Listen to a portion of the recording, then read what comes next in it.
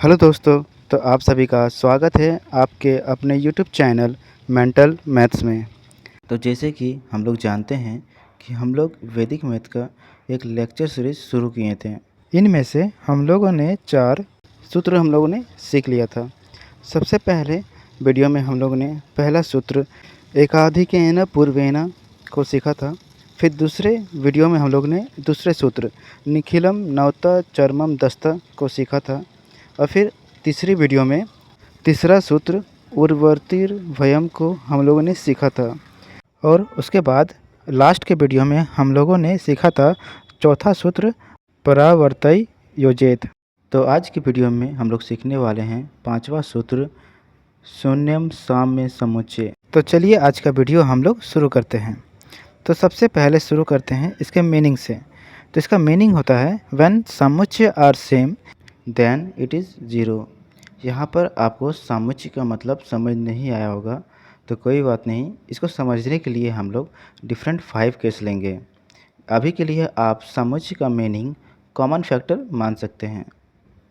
तो मैं आपको बता दूं कि आज के सूत्र की मदद से हम इक्वेशंस को सॉल्व करने का ट्रिक सीखेंगे।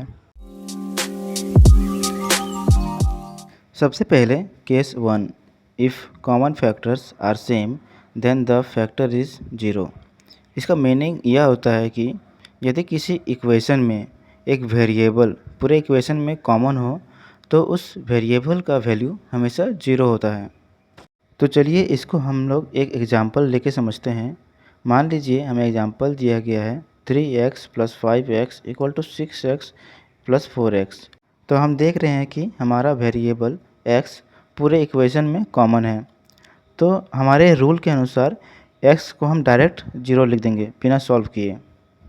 चलिए हम और एक एग्जांपल लेके देखते हैं जिससे कि यह केस आपको और अच्छे से समझ आ जाए।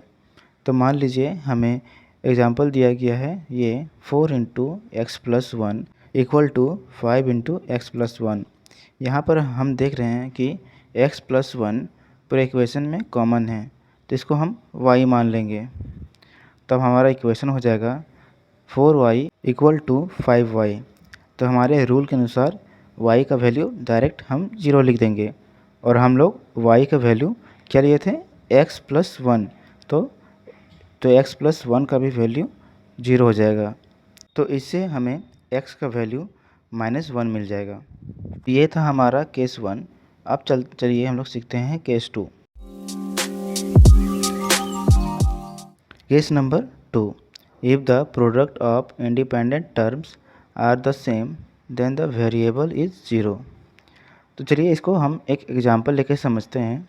मान लीजिए हमें एग्जांपल दिया गया है x + 6 × x + 3 = x - 9 × x - 2। तो हमारा रूल कहता है कि इक्वल टू के दोनों साइड जो इंडिपेंडेंट टर्म है उसका हमें इनटू करना होगा और देखना होगा कि वो दोनों सेम है कि नहीं।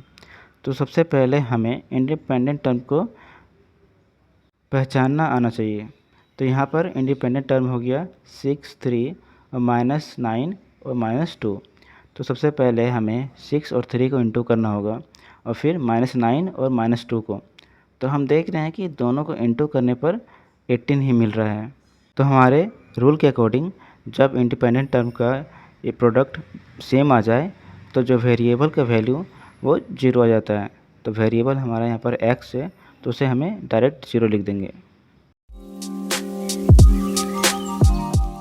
अब case 3, if the numerators are same then the sum of denominator is zero. तो चलिए इसको हम एक एग्जांपल से समझते हैं। मान लीजिए एग्जांपल दिया गया है 6/3x - 2 + 6/2x + 5। तो हम देख रहे हैं कि हमारा न्यूमरेटर दोनों में 6 है, सेम है। तो हमारे रूल के अनुसार जो डिनोमिनेटर है उसका सम हमें ज़ीरो आना चाहिए। तो 6x - 2 + 2x + 5 = ज़ीरो होगा। इसको फिर सम करने के बाद हमें मिलेगा 5x + 3 = 0 और इससे x का वैल्यू आएगा -3/5। अब next case 4, if the sum of numerators and the sum of denominators are the same then both the sum are 0। चलिए इसको भी हम लोग एक एग्जांपल लेके समझते हैं।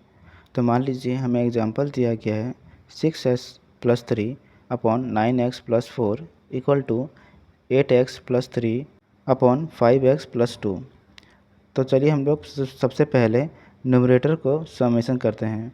तो 6x+3 प्लस 8x+3 तो हमें मिलेगा 14x+6। फिर इसके बाद डिनोमिनेटर का जब हम समेशन करेंगे 9x+4 प्लस 5x+2 तो फिर भी हमें मिलेगा 14x+6। तो हम दोनों में देख रहे हैं कि हमारा सेम आ रहा है समेशन। तो हमारे रूल के अनुसार दोनों इक्वेशन को हम 0 पुट कर देंगे। तो दोनों में से किसी एक को हम 0 करते हैं जिससे कि हम अपने वेरिएबल का वैल्यू फाइंड कर लेंगे। तो हम ऊपर वाले इक्वेशन को 0 पुट कर देते हैं 6x+3 प्लस 8x+3। जिसको जब आप सॉल्व करेंगे तो हमें मिलेगा 14x+6। तो इससे हमारा x का वैल्यू मिल जाएगा -6/14। अब सबसे last case number 5, if the sum of denominator is same then the sum is 0। यह केस भी केस नंबर 4 के तरह ही है। तो चलिए इसको भी एक एग्जांपल लेके समझते हैं।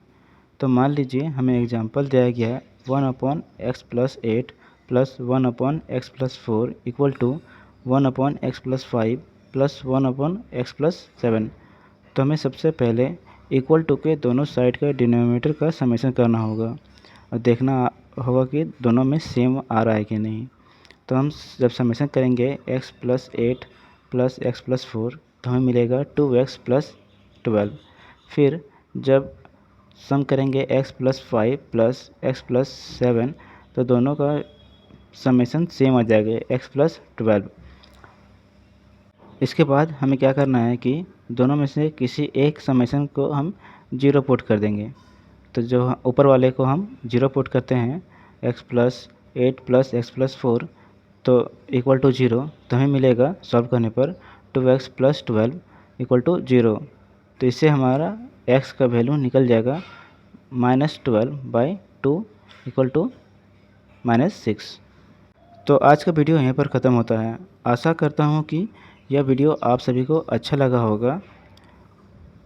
तो इस वीडियो को देखने के लिए आप सभी को धन्यवाद।